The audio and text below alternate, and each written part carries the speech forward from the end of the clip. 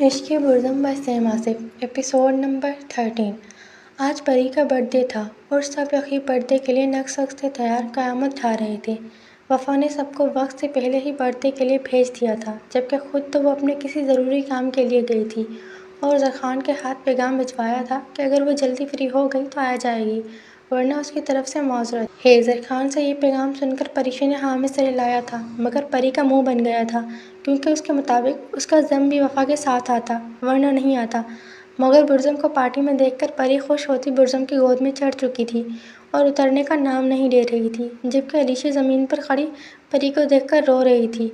Zale रोती हुई अलीशा को देखकर फ़ौरन उसके पास पहुंची और उसे गोद में उठाया तो पता चला अलीशा मैडम को भी बुर्ज़म की गोद ही चढ़ना था, मगर परी ज़िद्दी बनी बुर्ज़म की गर्दन को चिपकी हुई थी, जबकि बेचारा बुर्ज़म उन दोनों को देखते परेशान हो रहा था।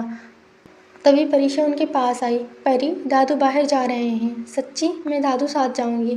परीशा की बात सुनते परी खुशी से बोली और फ़ौरन परीशा की गोद में चढ़ी तो परीशा ज़ाले को इशारा करती वहाँ से चली गई, जबकि ज़ाले ने रोती हुई अलीशा को बुर्ज़म की गोद में डाला। आई एम सॉरी, तुम पार्टी इंजॉय करने आए हो और हमारी बच्चियाँ तुम्हें छोड़ नहीं रही, ज़िद्दी कहीं की।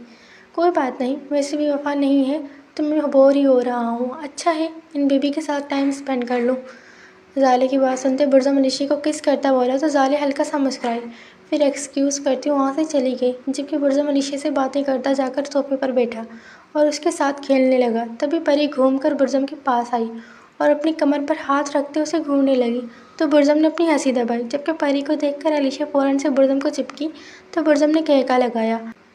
परीशा परी को अपने पास ना देखकर परी को ढूंढती हुई बुर्ज़म के पास पहुंची तो परी और अलीशा को देखकर खुद भी कहका लगाकर हंसी। परीशा को हंसता देखकर परी का गुस्सा सव्या नज़े पर पहुंचा तो परी गुस्से से जाती आरिफ की गोद में चढ़ती उसके कंधे पर सर रख गई। परी, नाराज़ हो गई है?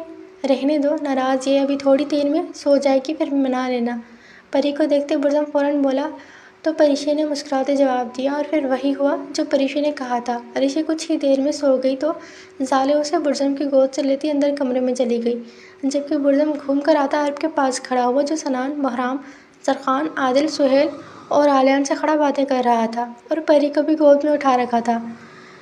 परी बेबी, मेरे पास नहीं आओगी? नहीं, आप गंदे हो, जाओ अलीशा को उठाओ गोदू।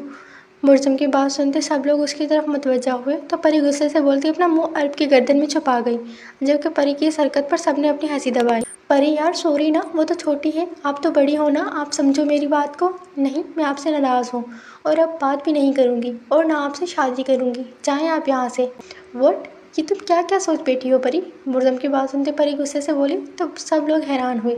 फिर सुहेल फ़ौरन बोला तो सबने बुर्ज़म की शक्ल देखते कहका लगाया, ऐसे तो ना करो, अगर तुम नहीं करोगी तो मुझसे शादी कौन करेगा? रेहान नानू से कर लो शादी। क्या मेरे इतने बुरे दिन आ गए हैं कि अब मैं एक आदमी से शादी करूँगा? बुर्ज़म की बात सुनते परी अपने करीब आते रेहान को देखती बोली तो बुर्ज़म ने परेशानी से जवाब दिया, जिस पर सबने एक बार फिर कहका लगाया। तभी अमल और परीशा आती उनके पास खड़ी हुई। ठीक है, तुम ना करो, मैं कर लेती हूँ तुम्हारे ज़म से शादी। अगर आपने मेरे हस्बैंड को हाथ लगाया तो मैं आपकी शिकायत परिज़े नानू से करूँगी, खाना फिर डांट उनसे, और रूहान मामू को भी बताऊँगी कि आपने मेरे हस्बैंड को किस किया है। मैंने कब किस किया है? अमल बुर्ज़म के कंधे पर हाथ रखती बोली तो परी ने गुस्से से जवाब दिया, जिस पर सबने कहका लगाया, जबकि अमल का पूरा मुंह खुला। फिर उसने फ़ौरन सवाल दागा, आपने किस नहीं किया ऐसा रूहान मामू को तो नहीं पता ना? अल्लाह, तुम झूठ बोलोगी? मेरे हस्बैंड से दूर हो जाओ, फिर नहीं बोलूँगी। अमल मामी, अमल का सवाल सुनते परी मज़े से बोली तो अमल ने हैरानगी से फिर सवाल किया, जिस पर परी ने फ़ौरन जवाब देते बुर्ज़म को अमल से अपना रिश्ता बताया, जबकि परी की चालाकी देखते सब ने अपनी हंसी दबाई। ज़म चलें, मेरी मामी को सलाम करें। अस्सलामुअलैकुम अमल मामी। परी की बात सुनते बुर्ज़म मुस्कुराते बोला तो अमल ने परी को देखा, जिस पर परी मुँह चिढ़ाती बुर्ज़म की गोद में चढ़ी। तभी खानज़ादा फैमिली और शाह शेख और मलिक फैमिली के बाकी लोग आते उनके पास खड़े हुए। क्या हुआ है? परिधि के सवाल पर परिशा ने पूरी स्टोरी सुनाई तो परिधि ने भी कहका लगाया। तभी परिधि का एक आदमी आता परिधि के पास खड़ा होता कुछ बोला तो परिधि एक्सक्यूज़ करती परिशा को लेती वहाँ से चली गई। पूरी खानज़ादा फैमिली के जाने के बाद वफ़ा अपने कमरे में आई और फिर कपड़े बदलती बहराम विला से निकलती सीधा गाड़ी में बैठी और चंद मिनटों की ड्राइव के बाद जैसे ही वफ़ा की गाड़ी हाईवे पर पहुँची तो मज़ीद चंद लम्हों के ड्राइव के बाद वफ़ा हाईवे से नीचे कच्चे रास्ते पर उतरी और फिर सुनसान कच्चे रास्तों पर चलते वफ़ा एक बंगले के बाहर पहुंची। उस बंगले की हालत देखते लगता था कि जैसे वो बाबा आदम के ज़माने से ही बंद पड़ा हो। खिड़कियाँ टूटी हुई, जगह जगह से पलिस्तर उड़ा हुआ, दरवाज़ा नाम की तो कोई चीज़ ही ना थी। वो डबल स्टोरी बंगला इस वक्त देखने में किसी हॉलीवुड फिल्म हॉरर हाउस मालूम पड़ता था। वफ़ा इस बंगले के आगे अपनी गाड़ी पार्क करती गाड़ी से उतरी और फिर बिना डरे उस बंगले के अंदर की तरफ बढ़ी। बंगले में दाखिल होते ही उसे अपने लेफ्ट साइड पर ऊपर के फ्लोर को जाती सीढ़ियाँ नजर आई। फिर वफ़ा उन सीढ़ियों से चढ़ती ऊपर के फ्लोर पर आई। जैसे ही उसने ऊपर के फ्लोर पर कदम रखा तो किसी आदमी की चीखें उसके कानों में पड़ी। फिर वह मुस्कुराते सामने बने 2 कमरों में सीधे हाथ वाले कमरे में घुसी तो सामने ही एक आदमी खून से लथपथ कुर्सी पर बंधा हुआ था और 4 आदमी उसके गिर्द खड़े थे। वफ़ा को अंदर आता देखकर फ़ौरन उस आदमी से दूर हटे तो वफ़ा उस आदमी के सामने आई और फिर उसके सामने पड़ी कुर्सी पर टांग रखे बैठी तो उस आदमी ने वफ़ा को गौर से देखा। जिस पर वफ़ा ने रमेश को देखा तो रमेश ने फ़ौरन से पहले उसके मुंह पर मुक्का जड़ा तो एक बार फिर दर्द से कराह उठा। बोलो, किसके कहने पर तुमने राबिया के साथ ना सिर्फ ज़्यादती की बल्कि उसे मौत की घाट पर उतार दिया?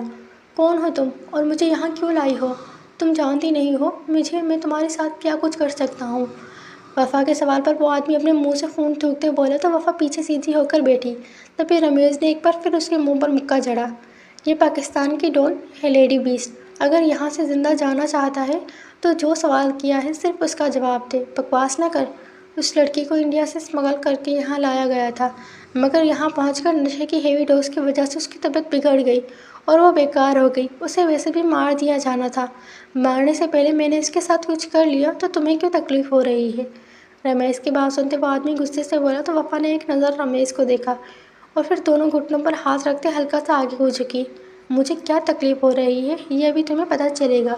वफ़ा अपनी बात करती रमेश को इशारा कर गई जब एक आदमी ने आगे बढ़ते उस आदमी के बालों से पकड़ते उसका सर ऊंचा किया और फिर रमेश ने उसकी गर्दन में एक बेल्ट डाली और उस बेल्ट के एंड बीचों बीच एक चाकू नुमा चीज़ लगी हुई थी।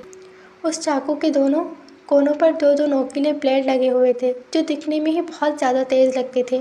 उस आदमी के गर्दन में बेल्ट बांधने के बाद रमेश सीधा हुआ तो दूसरे आदमी ने उसका सर छोड़ा, जबकि अपनी जान पर खतरा देखते उस आदमी ने अपनी गर्दन वहीं पर टिका दी और ज़ोर ज़ोर से चिल्लाता माफ़ी मांगने लगा। जबकि उसकी चीखें और माफिया से परेशान होते वफ़ा फ़ौरन उठ खड़ी हुई और फिर उसके बालों को मुट्ठी में दबोचते वफ़ा ने एक झटके से उसका सर नीचे किया तो वह दोनों नोकीले ब्लेड ऊपर की साइड से उसकी गर्दन के आर पार हुए, जबकि नीचे की साइड से उसके सीने में घुसे तो खून किसी फव्वारे की तरह बाहर निकला और वो आदमी वहीं दम तोड़ गया। तो वफ़ा ने उसके बाल छोड़े। इसको यहीं कहीं मिट्टी में दफना दो। उस आदमी के मरने के बाद वफ़ा रमेश को हुक्म देती बोली तो रमेश ने हाँ में सर हिलाया और फिर वफ़ा वहाँ से निकलती चली गई। अपना काम पूरा करते वफ़ा इस बंगले से बाहर निकली और फिर उसने अपने फ़ोन पर टाइम देखा जहाँ अभी रात के 11 बज रहे थे। फिर वफ़ा अपनी गाड़ी में बैठी और सीधी बहराम विला पहुँची। इरादा नहाकर फ्रेश होते कपड़े बदलते परी की बर्थडे पार्टी में जाने का था।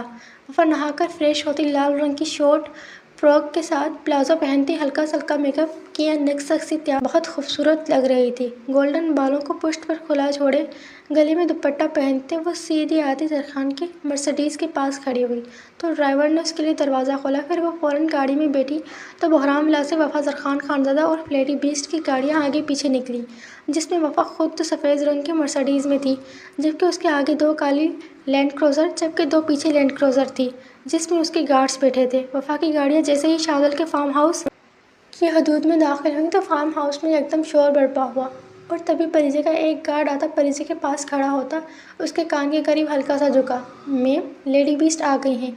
उस गार्ड की बात सुनते परिजे जो पूरे खानज़ादा शाह मलिक और शेख फैमिली के साथ खड़ी बातों में मसरूफ़ थी, हाँ में सर हिलाती परिजे को इशारा करती एंट्रेंस की तरफ बढ़ी तो बाकी के शाह मलिक और शेख फैमिली भी परिजे के पीछे गई, जबकि खानज़ादा फैमिली कुछ हैरान हुई। ऐसा क्या हो गया है जो ये सब ही भाग गए हैं? गार्ड अंकल, क्या हुआ है? परिजे नानो कहाँ गई हैं? वो लेडी बीस्ट आई हैं, इसलिए उन्हें वेलकम करने सब लोग गए हैं। वो आराम की बात सुनते परी जो बुजुर्ग की गोद में चढ़ी थी करीब से गुजरते गार्ड को रोकती बोली तो उस गार्ड ने फ़ौरन से जवाब देते बाहर की जानब दौड़ लगाई, जबकि पीछे खानज़ादा फैमिली परेशानी से खड़ी रही। चलो फिर हम भी देखते हैं लेडी बीस्ट का वेलकम। सुहेल की बात सुनते सबने हाँ में सर हिलाया और फिर मुस्कुराते दरवाजे के करीब आए तो साले और अमल ने उन्हें भी अपनी फैमिली के साथ खड़ा किया, जबकि पूरे फार्म हाउस का लॉन खाली हो चुका था और सब ही लेडी बीस्ट के वेलकम के लिए खड़े थे। अभी सब लोग खड़े ही थे कि अचानक 2 गार्ड्स आते गेट पर अंदर की जानब मुँह करते हाथों में बंदूकें लिए खड़े हुए। और फिर लेडी बीस्ट की गाड़ियाँ एंट्रेंस पर नजर आईं। 2 काली लैंड क्रूज़र गुजरने के बाद एक सफ़ेद रंग की मर्सिडीज आकर रुकी, तो एक गार्ड ने आगे बढ़ते गाड़ी की पिछली सीट का दरवाज़ा खोला, जिसमें से वफा जरखान खानज़ादा और लेडी बीस्ट आज के फंक्शन की चीफ गेस्ट बाहर निकली। तो 2 और गार्ड्स आते वफा के लेफ्ट राइट पर बंदूकें लेकर खड़े हुए, और फिर वफा आगे को बढ़ी तो उसके साथ चलते चलते गार्ड उससे 2 कदम पीछे चले, जबकि दरवाजे पर खड़े पहले से 2 गार्ड्स उन 2 गार्ड से भी 2 कदम पीछे चले। वफा जैसे ही अंदर एंटर हुई तो उसे सामने ही परिचा खड़ी नजर आई। फिर वफा सीधी आती परिचा और परिचे से मिली, फिर बाकियों से मिलती अंदर को बढ़ी तो शार्दुल के इशारा करने पर एक वेटर ने लाते उसे कोल्ड ड्रिंक सर्व की। फिर वफा सबसे मिलती सोफे पर बैठी तो वो चारों गार्ड्स आते उसके इर्द गिर्द खड़े हुए। फिर परिचा ने खानज़ादा फैमिली को लाते उसके पास बिठाया और तकरीबन आधे घंटे बाद केक कट किया गया। वफा की वजह से पूरी खानज़ादा फैमिली को बहुत प्रोटोकॉल दिया गया और फिर खाना लग गया तो पूरी खानज़ादा फैमिली ने आराम और सुकून से खाना खाया। अब बारी गिफ्ट्स देने की थी। बहराम और रज़ा ने परी को एक सोने का नेकलेस गिफ्ट किया, जिस पर परी शादिल शाह इंतहाई खूबसूरत से लिखा गया था और जो कम से कम 2.5 तोले का था। सनान और ताला ने उसे डायमंड वॉच गिफ्ट की थी। आदिल और परवा ने उसे एक लग्जरी मेकअप सेट गिफ्ट किया था, जिसकी कीमत तकरीबन 2.5 से 3 लाख थी। सुहेल और मरजान ने उसे एक टूर ट्रिप गिफ्ट किया था, जिसमें वो अपनी पसंद के कोई से भी 6 ममालिक घूम सकती थी। आलन और जुहा ने उसे एक लग्जरी फ्लैट गिफ्ट किया था, जो कि पेरिस में मौजूद था। जरखान और सफ़ा ने उसे एक पेंट हाउस गिफ्ट किया था, जो इस वक्त कनाडा में मौजूद था, और वफा ने उसे एक यार्ड गिफ्ट की थी, जो उस वक्त कराची में डिफेंस अथॉरिटी मरीना क्लब में समंदर किनारे पार्क की गई थी और जिसके ऊपर परी शादिल शाह लिखवाया गया था। परी अपने सारे गिफ्ट्स देखकर बहुत खुश थी। खाना खाने और गिफ्ट्स देने के बाद सभी लोग घर जा चुके थे, जबकि खानज़ादा फैमिली अब भी वहाँ मौजूद थी। वजह वफ़ा का वहाँ होना था, क्योंकि वफ़ा पार्टी में लेट आई थी। अभी सब लोग बैठे बातों में मसरूफ़ थे कि अचानक ही गोलियां चलने की आवाज़ आई, तो परीज़े परिशे रेहान शारिक अमल रूहान और वफ़ा यकदम चौंकना हुए, जबकि ज़ाले अलीज़े और शानजे सबको लेकर फार्म हाउस के अंदर घुसी। वफ़ा तुम रूहान और अमल अंदर जाओ, अंदर का देखो, बाहर हम संभालते हैं। याद रखना रूहान और अमल का निशाना इतना अच्छा नहीं है। परिजे की बात सुनते वफ़ा ने हामी से हिलाया और फिर रूहान, वफ़ा और अमल फार्म हाउस के अंदर दाखिल हुए। We are under attack. या अल्लाह अब क्या होगा? टेंशन मत लो, हम सब संभाल लेंगे। अमल रूहान अंदर दाखिल होते ही अमल फ़ौरन बोली तो अलीज़ा ने परेशानी से सवाल किया, जिस पर वफ़ा फ़ौरन बोली और फिर उसने अमल को आवाज़ देते राइट साइड जाने को कहा, जबकि रूहान को आवाज़ देते लेफ़्ट साइड को, और ख़ुद सीधा अंदर की तरफ गई, पीछे से चेक करके। जिस वक्त रूहान और अमल बाहर आए तो 2 लोग अंदर आ चुके थे। इससे पहले कि रूहान और अमल गोली चलाते उन आदमियों ने फ़ौरन उन दोनों को काबू में लिया। तभी वफ़ा बाहर आई। आओ आओ लेडी बीस, तुम्हारा ही इंतज़ार था, बहुत शौक़ था मुझे तुमसे मिलने का, आज पूरा हो गया मेरा शौक़। वफ़ा को बाहर आता देखकर उन आदमियों का सरबराह फ़ौरन बोला तो वफ़ा हल्का सा मुस्कुराई। वो वफ़ा से मिलना तो चाहता था, मगर इस बात से अनजान था कि वफ़ा किस आफत का नाम है। आदमी की बात सुनते वफ़ा ने रूहान को देखा, जो उसे ही देख रहा था। फिर वफ़ा हल्का सा आगे बढ़ी तो रूहान ने अपना पाँव मारते अपनी गन जो उसने पाँव में रखी थी वफ़ा की तरफ उछाली, तो वफ़ा उसके फ़ौरन कैच कर गई और फिर वफ़ा ने दोनों हाथों से फायरिंग करना शुरू की।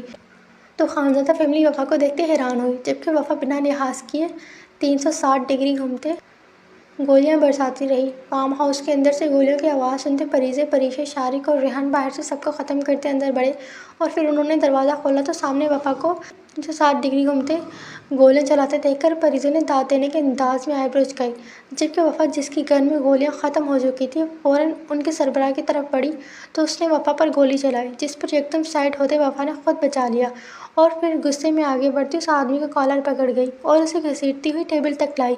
तो ज़ाले और शानजे ने फ़ौरन अलीशा और परी की आंखें बंद की। फिर वफ़ा ने टेबल पर पड़ा चाकू उठाया और उस आदमी के हाथ काट दिए, जिस पर वो आदमी दर्द से गिरा उठा, मगर वो हाथ अब उसकी किसी काम ना रहे। फिर वफ़ा ने उसकी शेरग और सीने के बीच चाकू फंसाया तो वो आदमी खुद को बचाने की नाकाम कोशिश करने लगा, जबकि वफ़ा के सामने सोफे पर बैठती अपने दोनों हाथ अपने घुटनों पर रख गई और फिर हल्का सा आगे को झुकी। बोलो, यहाँ किसके कहने पर आए थे? प्लीज़ मुझे जाने दो। वफ़ा के सवाल पर वो आदमी रोते बोला तो वफ़ा ने उसके बालों को अपनी मुट्ठी में दबोचा और उस गर्दन हल्की सी झुकाई तो वो दर्द से मज़ीद गिरा गया, जबकि खानदादा फैमिली की सारी लेडीज़ ने खौफ के मारे अपनी आँखें बंद की। अगर तुम मुझे जवाब दे दोगे तो मैं तुम्हें जाने दूंगी। बताओ किसके कहने पर यहाँ आए थे? पाशा के कहने पर। उसे तुमसे मिलना था, हम तुम्हें लेने आए थे। ठीक है, मिल लूँगी मैं उससे, तुम फिक्र मत करो। वफ़ा की बात सुनते उस आदमी ने डरते फ़ौरन जवाब दिया तो वफ़ा एक तीखी मुस्कुराहट से बोली और फिर उसने एक झटके से उस आदमी की गर्दन नीची की तो चाकू उस आदमी की गर्दन के आर-पार हो गया। जबकि ये मंज़र देखते आयशा और हुरिया की एकदम चीख निकली। तो वफ़ा ने उन दोनों को घूरा, जिस पर वो दोनों कुछ खामोश हुई। फिर वफ़ा सीधी होकर बैठी और उसने उस आदमी के बाल छोड़े तो वो ज़मीन पर जा गिरा। शारिक, ये पाशा कौन है जो मुझसे मिलना चाहता है? इंडिया का डॉन है वफ़ा। वो लड़कियों को सिर्फ ज़रूरत का सामान समझता है और उनसे हर गंदा, घटिया और बुरा काम ज़बरदस्ती करवाता है। यहाँ तक कि वो लड़कियाँ दुबई और अबुज़ई भी स्मगल करता है। पहले वो लड़कियाँ रूस में भी स्मगल करता था, मगर माइकल की मौत के बाद जब से परिशे ने रूस को टेक ओवर किया है तो उसका स्मगलिंग का काम रूस से साइड से ठप हो गया है। तुमसे क्यों मिलना चाहता है ये भी मैं नहीं जानता, क्योंकि पाशा सिर्फ अपने मकसद के लोगों को मिलता है और औरत ज़ात से नफरत करता है। वफ़ा के सवाल पर शारिक फ़ौरन बोला तो वफ़ा ने हाँ में सर हिलाया। फिर आगे को झुकती उस आदमी के गले से चाकू खींच कर निकाल गई और उस आदमी का हाथ इंतहाई बेरहमी से काटते उसके धड़ से अलग कर गई और फिर उस आदमी का हाथ लेती खड़ी हुई। फिर उस हाथ को शारिक की तरफ उछाल गई, जिसे शारिक ने फ़ौरन कैच किया। उसे पाशा को डिलीवर कर दो और इसके साथ ये भी पैगाम भिजवा दो कि अगर उसे लेडी बीस से मिलना है तो यहाँ पाकिस्तान आकर मिले, वरना अपने बंदे मेरे हाथों ज़ाया ना करवाए। वफ़ा की इस बात सुनते शारिक ने फ़ौरन हाँ में सर हिलाया तो वफ़ा की नज़र रेहान पर पड़ी, जो इस बॉडी को नाक मुंह बनाए देख रहा था। फिर उसने अपनी मुंडी फ़ौरन रमेश की तरफ घुमाई। वो भी मुंह पर हाथ रखे यूँ खड़ा था जैसे उसे उल्टी आने वाली हो। फिर वफ़ा ने परिशे और परिशी को देखा तो उन दोनों ने अपनी हंसी दबाई। रेहान, रमेश, तुम दोनों इस बॉडी को ठिकाने लगाओ और इस जगह को अच्छी तरह से साफ़ करो। मुझे ज़मीन पर एक भी खून की बूंद नज़र नहीं आनी चाहिए। व्हाट? मैं क्यों करूँ? तुमने मारा है रमेश से, करवाओ। मैं क्यों करूँ? रेहान सर, ये काम तो सफाई करने वाले का है, वो कर देगा। वफ़ा की बात सुनते रेहान चिल्लाता बोला तो रमेश भी फ़ौरन बोला, जिस पर वफ़ा ने अपनी गन उठाते लोड की तो दोनों ने एक दूसरे को देखते फ़ौरन काम शुरू किया। जिस पर वफ़ा मुस्कुराती उन दोनों को सफाई करते छोड़ती खानज़ादा फैमिली की लौती वापस बारामूला पहुँची और फिर बिना उनमें से किसी से एक भी बात किए वफ़ा अपने कमरे में चली गई। जबकि इतना सब कुछ हो जाने के बाद खानज़ादा फैमिली की भी किसी फर्द में बैठकर बातें करने की हिम्मत ना थी, इसलिए खामोशी से अपने अपने कमरों में चले गए।